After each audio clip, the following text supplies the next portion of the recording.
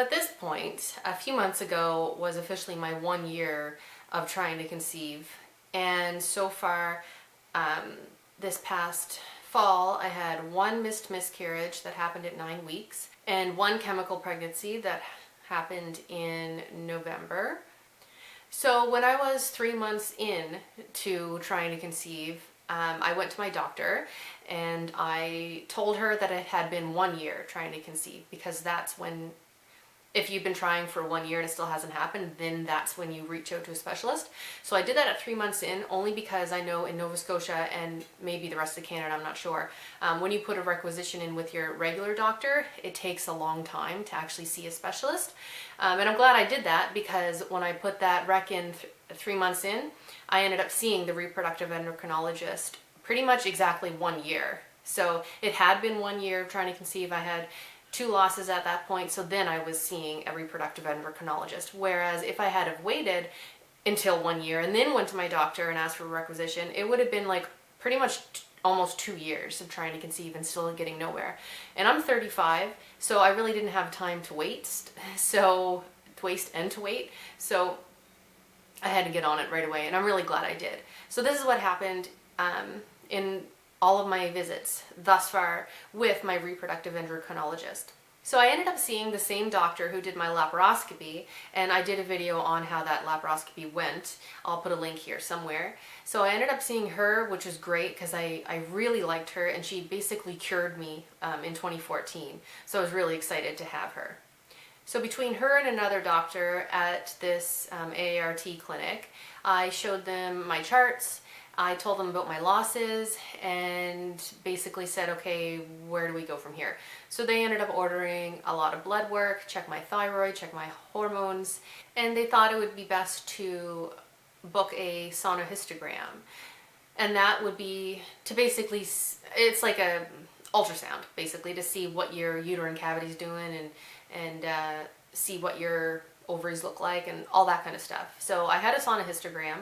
That was totally fine. In a sonohysterogram, they fill your uterus up with liquid through a catheter through the cervix, and then they do a regular ultrasound. So, and they're able to see it live on the screen. And I was able to see that too, and it was really cool. It didn't hurt at all. I might have had like slight mild cramping just in the beginning part where my uterus was being filled with the liquid, and my uterus was like, whoa, what's this? So it cramped a little bit, and that was totally fine. But for the rest of the procedure, it really didn't hurt at all. And so as they were putting liquid in, air bubbles were going in as well, and the air bubbles would travel out my fallopian tubes, and they were able to see out of one side a lot of good air bubbles coming through. So I said, okay, well that's good, that tube's open. And the other tube, there really wasn't air bubbles coming out that side. That could be for lots of reasons. Could be a blocked tube, could be because a fibroid was in the way, could be because the fallopian tube itself had a little kink in it, could be scar tissue, could be endometrial tissue that got in it, well, that's blockage. So it could be so many different things, and this is just one test that they did so far. So they were like, okay, so they kept on putting the liquid through to try to see air bubbles come out that side, and still didn't see anything. So after that sonohysterogram, I went back for a follow-up, and they determined from that ultrasound, because they also did measurements when they were in there, they determined that I had, from what they could see, was 2 fibroids.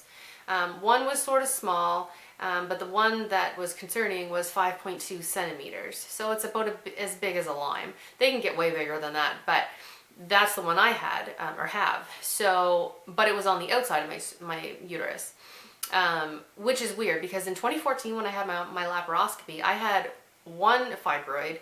It was like this big, and it was inside my uterus, and that caused unbelievable pain all the time, well, most of the time, and my periods were insane. I'd bleed for weeks on end, and a lot of pain just from that one tiny little fibroid in my uterus. But now I have one like this big, and it's on the outside of my uterus, and I don't notice it at all.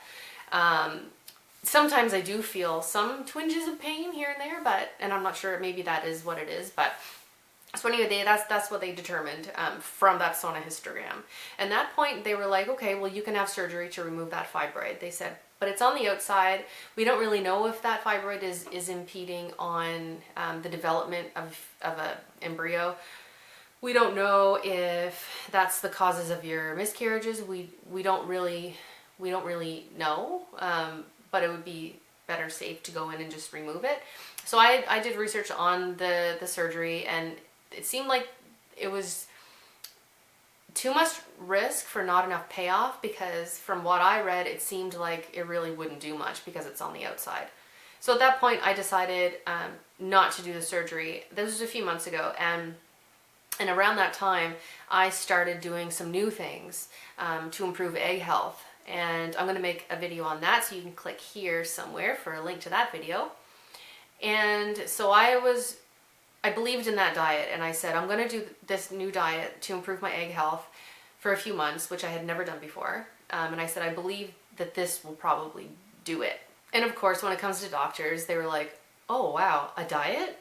Like, you think that's going to do? Okay, well, we never really thought about diet before. So, of course, how it usually goes. So I was like, yep, I'm determined, because as you get older, your egg health can decline for some people, and for me, my diet wasn't very good.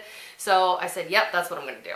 So they ordered to have another test done, which is an HSG, or hysterosalpingogram, and that test is basically more advanced than the Sonohysterogram that I had. So it's able to, basically it's the dye test. They put dye in your uterus through a catheter through the cervix, and then that dye is put out through your fallopian tubes, and then they're able to see the dye out on the other end. And this test will determine, uterine cavity, what that looks like, and if your tubes are open. So I said, okay, that's a great idea, because I know in 2014 when I had my laparoscopy, the surgeon had removed an adhesion on my tube, and she said there was a little bit of a blockage because of scar tissue. So I was curious to see if that got any worse. So this test was done at the hospital, and it was really neat to see. So I took off pretty much, well, everything from the waist down, and then I put on a hospital gown and went into the x-ray lab. And there was a doctor and a nurse and the radiologist, is that what they're called? The person who looks at the images. And so I lay down on the table with the big x-ray machine, and same deal, it's just like getting a pap, and then they put a long catheter through your cervix and into your uterus, and then they push a dye through there. And it's an x-ray, but they don't keep the x-ray on the whole time, obviously, because that would be so much radiation. So they push the dye through, and then they take a picture with the x-ray machine, and then they look at the picture, and then they can see if they need to put in more dye, take another picture or not. And it was really cool, because I was able to see over here the screen, the actual image. Whenever they took a shot, I was able to see it. So it was super cool, because I could see my pelvis, and I could see my uterus, and I could see where my fallopian tubes were, and I could see like faded other things, because that was probably my bowels. And so the first time when they took the first one or two pictures, and I could see the dye did come out one of my tubes, because I could see on the other end where the dye had come out the other end next to my ovary. It looks like if you put dye in water, how it disperses like that. I could see that on the x-ray. It was awesome.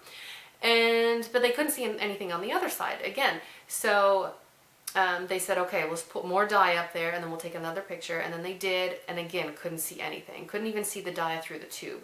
So they didn't want to keep on doing that over and over again, so they said, okay, well, it looks like that tube is probably blocked. Also, I could see in that image, my uterine cavity, and really it should be, more of a triangle, but mine was pretty oblong, and that was because of that big fibroid that was on the outside, and it was pushing in on my uterus, making my uterine cavity not look right, and it was misshapen and squeezed a little bit, which again can contribute to infertility. So I had the follow-up for the official diagnosis of that HSG test, and yes, it was official that I did have one of my tubes was blocked. They weren't sure where the blockage was, And yes, they could also see that that fibroid was still a thing, which is crazy because in 2014 when I had my fibroid removed and she had removed some endometrial tissue because I have endometriosis, when she was in there 5 years ago, it was fine. Everything in there looked great. And then now, 5 years later, there's a 5.2 centimeter fibroid in there. So that's what they do. Fibroids keep growing and growing and growing. And a lot of times you can get more than, well, I have 2. There could be more than 2 in there.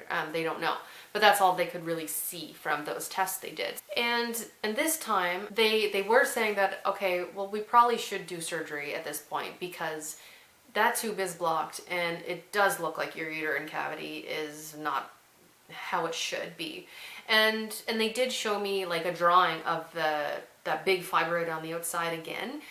And they explained it in better detail for me. And so it appears that that fibroid is mostly on the outside, but it also goes into the uterine lining.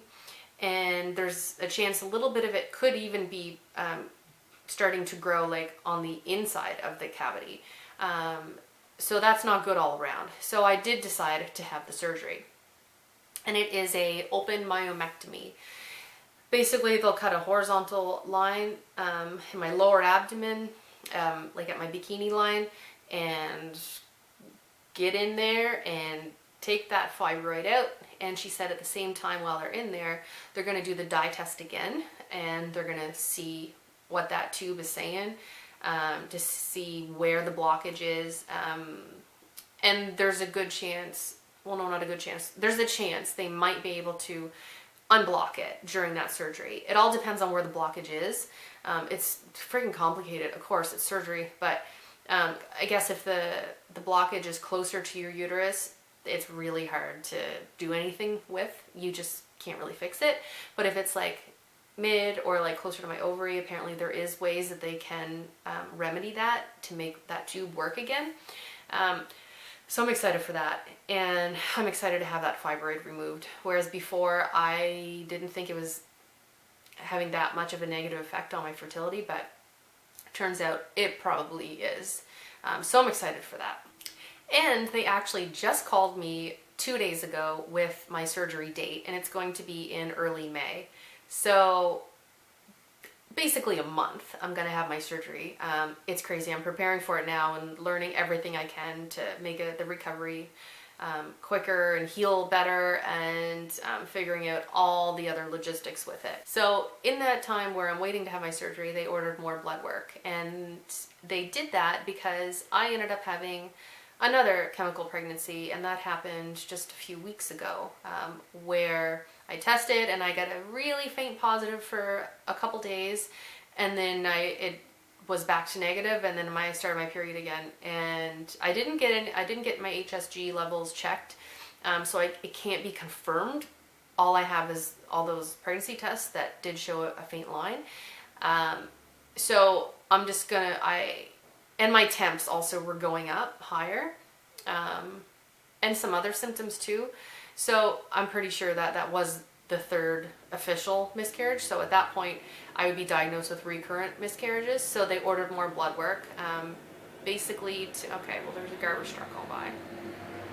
Basically to see if I have a clotting disorder or if I have an autoimmune thing that's fighting babies off in my body, and some other things, more hormonal stuff, or hormone panel testing. And those test results came back and they're fine. We're also, my fiance and I are going to be doing like chromosomal testing where they look for like genetic defects and things like that. I think we'll be doing that soon as well. And that takes apparently 3 months to get those results back. Never had that done before. It's gonna be crazy. Hopefully everything comes back fine. I really hope it's just this big fibroid that's in the way and my 1 block tube that makes it harder, because every month you ovulate out of one side or the other, and if I keep on, and it doesn't alternate back and forth like that every month. It can be like this side 3 months in a row, then this side once, this side once, and then this side 3 times. It's random.